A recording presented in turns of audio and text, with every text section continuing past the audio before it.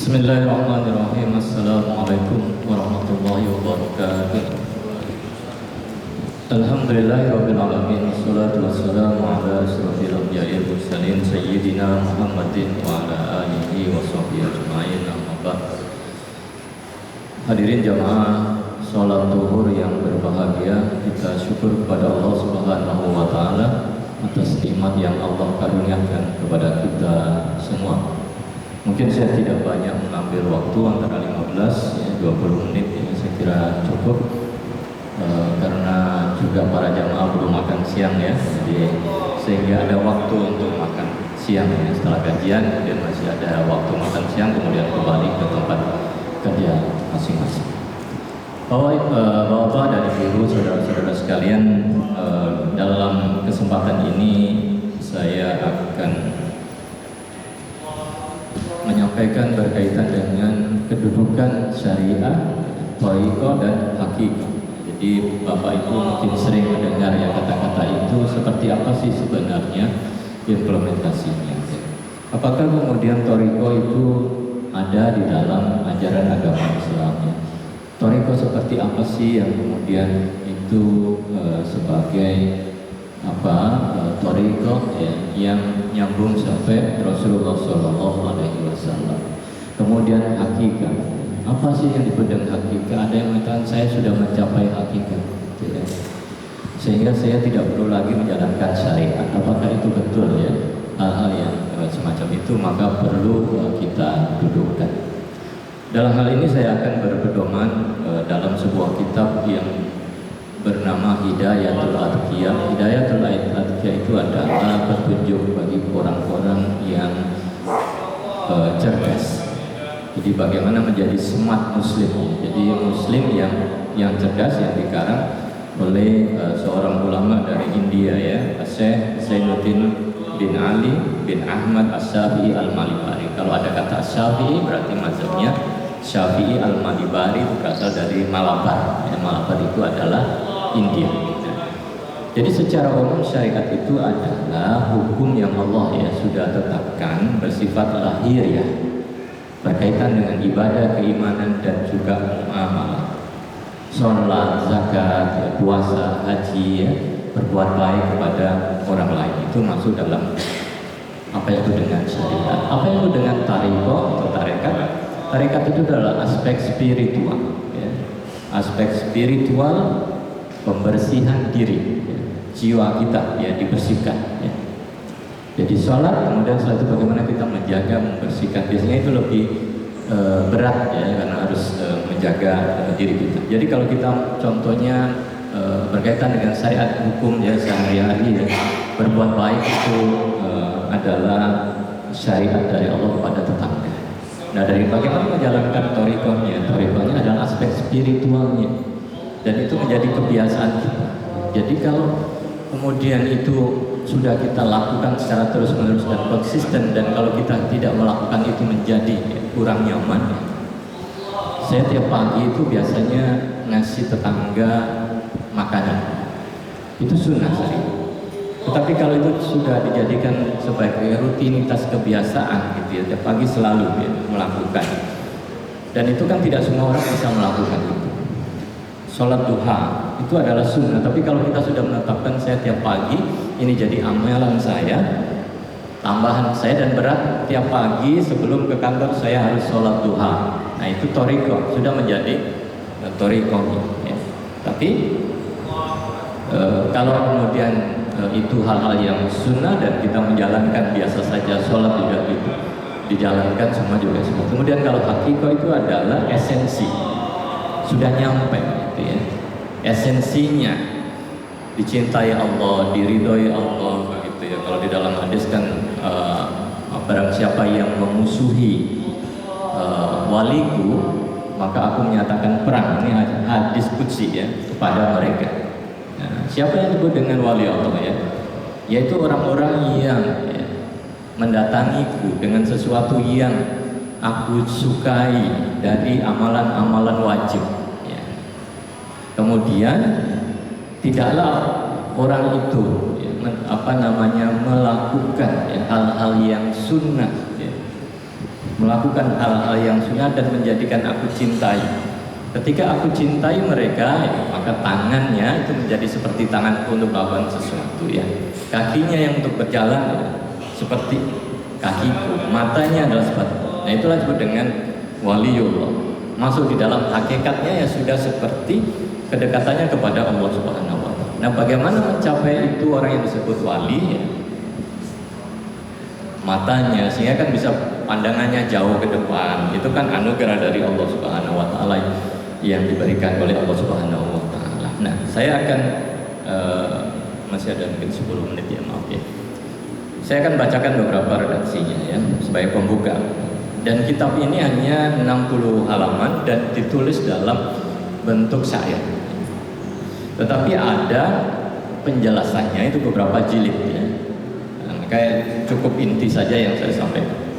Alhamdulillahil muwaffiqil lil ula hamdan yuwafi birrahul mutakamila gitu, ya. Alhamdulillahi al-muwafiq, segala puji bagi Allah Subhanahu wa Ta'ala al-muwafiq yang memberikan pertolongan lil ula kepada orang yang melakukan hal-hal yang mulia. Jadi kuncinya adalah pertolongan atau taufik dari Allah Subhanahu wa Ta'ala itu diberikan kepada orang yang melakukan sesuatu yang mulia. Jadi kalau kita tidak melakukan hal yang mulia, yang utama, yang luhur, maka kita tidak akan mendapatkan pertolongan dari Allah. Tapi yakinlah selama kita melakukan kebaikan, maka pertolongan Allah akan datang. Summa sholatu ala rasuli al-mustafa wal ali ma'sahbin wa tubain wilayah. Kemudian sholawat dan salam atas Rasulullah Sallallahu Alaihi Wasallam, Rasul al-Mustafa. Al-Mustafa itu adalah pilihan, ya. Jadi Rasulullah itu sebagai hamba Allah pilihan, ya. Summa sholat ala Rasul al-Mustafa wal ali ma'sahbin wa tubain wilayah. Dan juga untuk keluarganya, sahabat, ya. Jadi keluarga Nabi itu mendapatkan sholawat, ya. Jadi nggak perlu lagi mempersoalkan ini keturunan Nabi atau bukan, ya. Pokoknya keluarga Nabi mendapatkan sholawat itu, ya. Jadi nggak perlu diperdebatkan. Ma'sahbin dan juga para sahabat, watubain dan orang-orang yang mengikuti wila dengan penuh sesungguh, termasuk kita. Kalau kita melakukan sesungguhnya, ya, maka akan juga mendapatkan sholawat, doa, ya, dari Allah Subhanahu wa Ta'ala kepada kita dalam bentuk pertolongan. Nah, ini penting. Taqwal ilahi madari kulli sa'adatin wa tibau ahwi ra'su sarri habaila. Ingat bahwa takwal ilahi, bertakwa kepada Allah, takwa itu kan menjalani semua perintah dan menjauhi larangannya, itu adalah takwa kepada Allah adalah madaru kulli sa'adah. Itu adalah kunci dari setiap kebahagiaan. Jadi kalau orang ingin bahagia, maka dia harus bertakwa.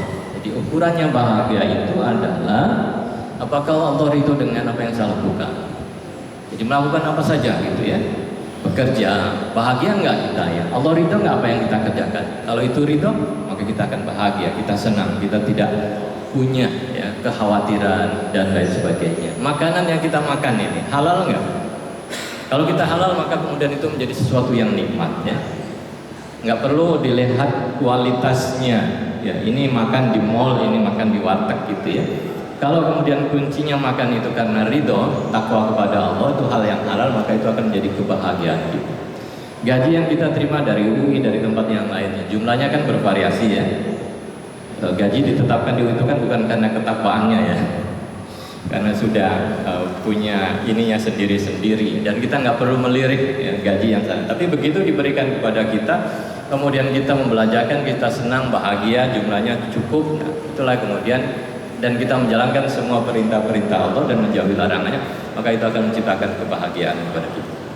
Watibau ahwa roksu syarri jabhabaila, dan sebaliknya mengikuti hawa nafsu itu adalah pokok dari awal keburukan yang menimpa kita. Jadi sekali kita mengikuti hawa nafsu, maka kemudian itulah pintu masuknya kepada keburukan. Muncul kekhawatiran, melakukan hal-hal yang tidak halal, akan berdampak kepada kita, tidak nyaman, berpikir dan sebagainya, berdampak kepada keluarga dan lain sebagainya. Karena itu mengikuti hawa nafsu tidak bisa dikontrol. Orang korupsi itu bukan karena kebutuhannya tidak terpenuhi, Kan rata-rata korupsinya tinggi-tinggi ya. Kalau KPK itu sudah di atas 1 miliar ya. Sementara gaji kita sebenarnya kan nggak sebesar itu. Tetapi kenapa itu terus dilakukan? Karena nafsunya, keinginannya yang tidak bisa dikendalikan ya. Maka tugas seorang smart muslim itu adalah mengendalikan. Berat tetapi harus dikendalikan. Sekali nafsu itu lepas, ikatannya dilepas, maka seperti binatang liar dia akan lari kemana-mana dan kita tidak bisa mengendalikan dan kita hanya mengikuti dan suatu saat akan masuk ke dalam jurang. Nah ini penting. Inna tariqa syari'atun wa inna tariqa syari'atun wa tariqatun wa haqiqatun fasma'laha mamassila. Sesungguhnya tariqa jalan untuk dekat kepada Allah Subhanahu wa taala itu adalah syariat, tariqa dan haqiqah. Wasma'laha mamassila, maka dengarkan beberapa penjelasannya. Jadi jalan untuk dekat. Kalau kita bisa mengklaim saya dekat dengan Bapak itu, apakah kita juga otomatis sudah dicintai? Saya dekat dengan Pak Rektor ya, Pak Rektor ya. Ya dekat, kalau di sini dekat itu kan jalan dekat ya. Tetapi apakah kemudian itu sudah menjadi orang yang dicintai? Saya dekat di rumah, tinggalnya dekat dengan Bapak Ibu. Apakah kemudian anak itu menjadi anak yang dicintai, yang disukai oleh Bapak? Kan belum tentu ya. Maka untuk dekat kepada Allah terus menjalankan syariat, thariqah dan hakikah. Maka apa contohnya? Wa syari'atun kasafinatin wa thariqatun kal bahri summa haqiqatun durrun bola. Maka syariat tadi itu aspek yang sudah ya, hukum-hukum Allah itu seperti safina. Safina itu adalah kapal. Wa thariqatun kal bahri, dan thariqat itu seperti laut. Jadi dibayangkan ya, jalan kata di kapal. Kemudian al-habsu semua haqiqatun durrun golam, maka yang dinamakan hakikat itu seperti mutiara yang ada di dasar laut. Jadi apa yang dituju hasilnya ya, maka otomatis kita tidak bisa mencapai hakikat ngambil yang di dasar laut tanpa menjalankan syariat, menaiki perahu, dan di dalam perahu itu harus melewati lautan. Lautan itu kadang ada ombak, ada hal-hal yang membuat kita ya harus kuat. Bisa saja hal-hal yang sangat berat jadi ombang-ambing oleh ombak laut ya. Sebelum ke tengah laut ya, baru kemudian kita bisa mendapatkan itu. Jadi nggak mungkin kalau kita mendapatkan mutiara. Saya sudah mencapai hakikat, saya sudah mendapatkan mutiaranya ini, hal yang cari-cari orang. Tapi saya nggak pernah, dan adanya di tengah laut, dasar laut, saya nggak naik perahu, saya nggak melewati samudra yang luas kemudian mengklaim itu. Wasyariatun ahdun bidinil khaliq. Syariat itu ditegakkan, dilakukan dengan apa? Dengan menjalankan agama Sang Pencipta. Jadi syariat dengan menjalankan agama dari Sang Pencipta itu kita naik perahu gitu ya. Itu sebagai sarananya untuk mendapatkan mutiara itu. Wa qiyamuhu bil amri wan nahyin jala, dan implementasinya itu adalah amar ma'ruf nahi munkar ya. Menjalankan perintah Allah dan menjauhi apa yang dilarang. Sebenarnya kunci syariat itu kan itu, menjauhi yang dilarang dan melakukan yang diperintah. Itu adalah amar ma'ruf. Maka untuk mencapai hakikat dia harus melalui syariat dulu, naik perahu dulu, mengerjakan apa-apa yang diperintah dan juga menjauhi yang dilarang. Wa thariqun ahdun bi akhwatu kal waro, dan thariqat sendiri, bayangin di samudra ya keras, dan setelah itu Anda ke bawah untuk mendapatkan hakikat itu juga harus nyelam ke bawah gitu ya. Jadi tidak cukup ya, keliling naik perahu saja, tapi harus ke dalam. Ini yang butuh, yang diridhoi, dicintai oleh Allah, ya harus kemudian harus melakukan aktivitas ya yang betul-betul mendekatkan diri kepada Allah. Adalah dilakukan bi ahwato kalwaro, dilakukan dengan sesuatu yang bi ahwato, sesuatu yang berat. Harus di levelnya sudah menjadi berat ya.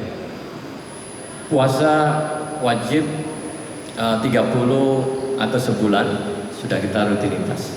Kemudian saya mau menjalankan puasa sunnah Senin dan Kamis, dan itu saya langgengkan. Itu jadi thariqat saya. Jadi ketika nanti saya tidak puasa Senin dan Kamis, itu ada sesuatu yang anggapannya ada yang kurang dan lain sebagainya. Ketika yang lain makan, kita tidak berpuasa, itu adalah torikotnya. Dalam bahasa Jawa disebut tirakat. Jadi tirakatnya apa ya? Itu tirakatnya saya tidak makan. Ketika yang lain makan itu berat. Boleh nggak saya makan? Boleh. Kecuali bulan Ramadan karena sudah wajib ya.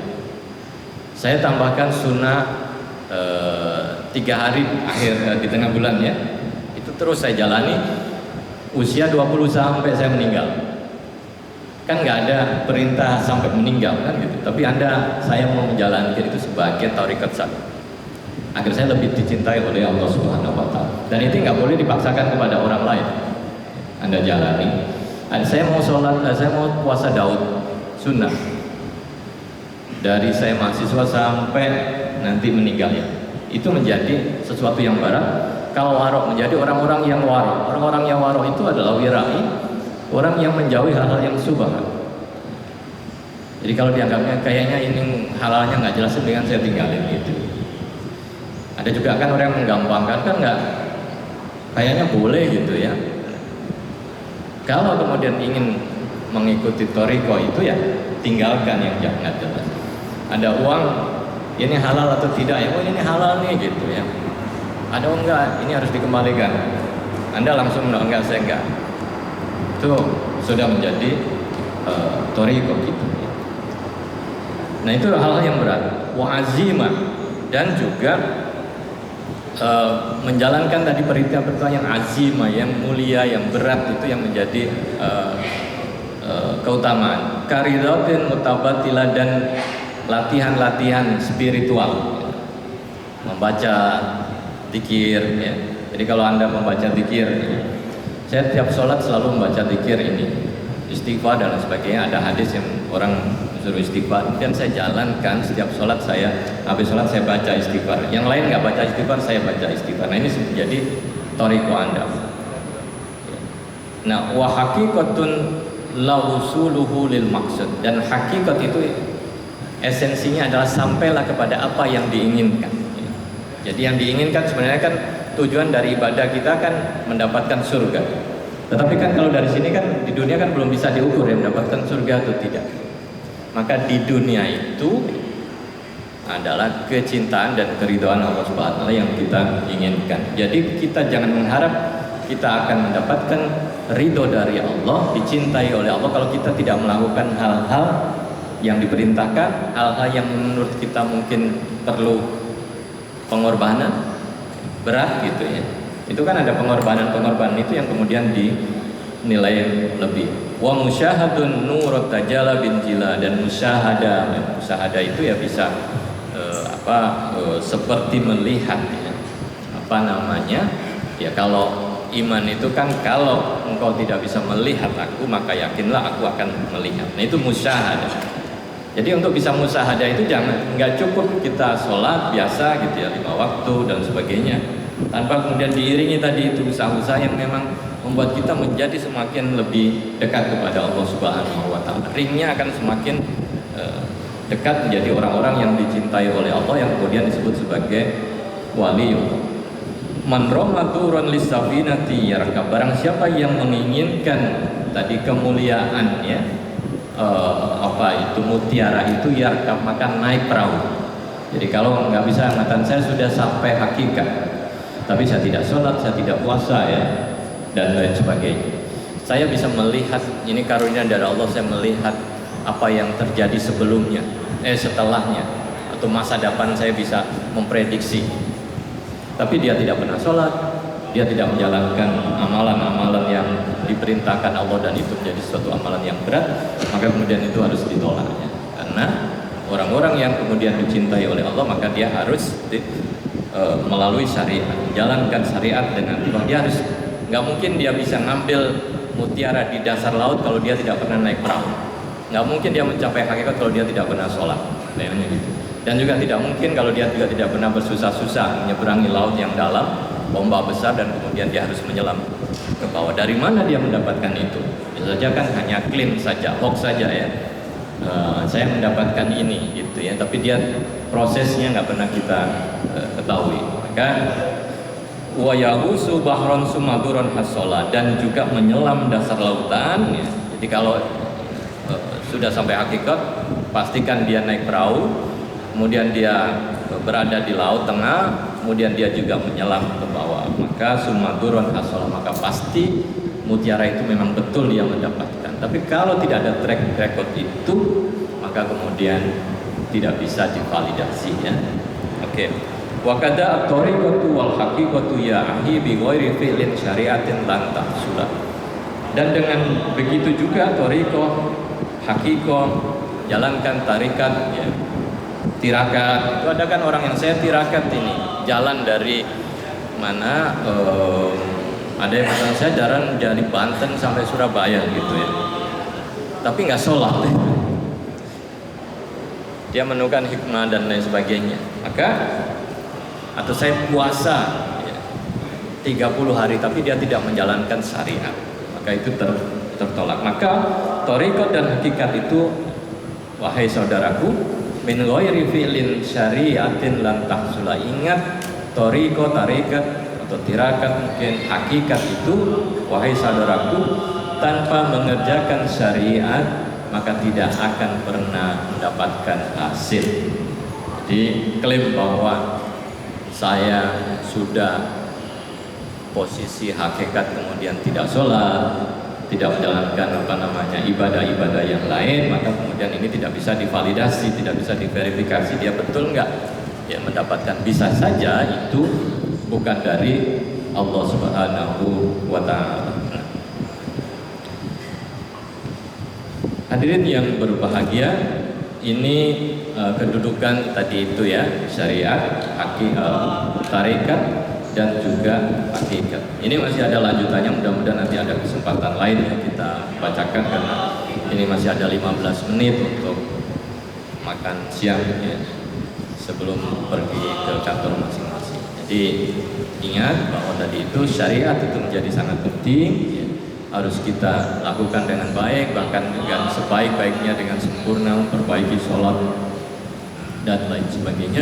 Setelah itu tambahkan nilai-nilai yang lebih spiritual ya, yang agak lebih berat tingkatannya, berzikir, amalan-amal zikir, kemudian juga ada amalan-amalan lain. Tapi nanti ada juga bagian nggak hanya aspek ibadah, orang yang bekerja keras.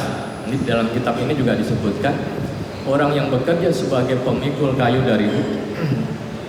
dari hutan ke bawah, dan itu dilakukan tiap hari karena dia bekerja keras, dan dari hasilnya itu dia gunakan untuk menafkahi dan juga berinfak, maka itu juga disebutkan telah menjalani thariqah. Karena sesuatu yang berat dan tidak semua orang bisa melakukan. Nanti akan kita bahas pada kesempatan yang lain. Dalam hal ini paling tidak kita sudah bisa mendapatkan gambaran bagaimana kemudian kedudukan syariah, thariqah, dan juga hakikat di dalam agama kita, dan semua itu adalah berdasarkan dari sunnah, ajaran dari Rasulullah SAW yang disampaikan oleh Allah melalui Quran dan hadis, dan juga ijma' maupun qiyas. Kurang lebihnya mohon maaf, semoga Allah Subhanahu wa Ta'ala karuniakan kepada kita Allah ridho terhadap apa yang kita lakukan, sehingga kita menjadi hamba-hamba Allah yang dicintai oleh Allah Subhanahu wa Ta'ala. Sehingga ukurannya adalah apakah Allah cinta kepada kita atau tidak, Allah ridho kepada Allah kita atau tidak, ya bukan apakah kemudian manusia ya, ridho, senang terhadap kita atau tidak, atau manusia memuji atau malah kemudian menjatuhkan kita atau tidak, tetapi kita perlu khawatir kalau kemudian Allah tidak ridho atau menjauhi kita. Kurang lebihnya mohon maaf. Wallahu muwaffiq ila aqwamit thoriq. Wassalamualaikum warahmatullahi wabarakatuh.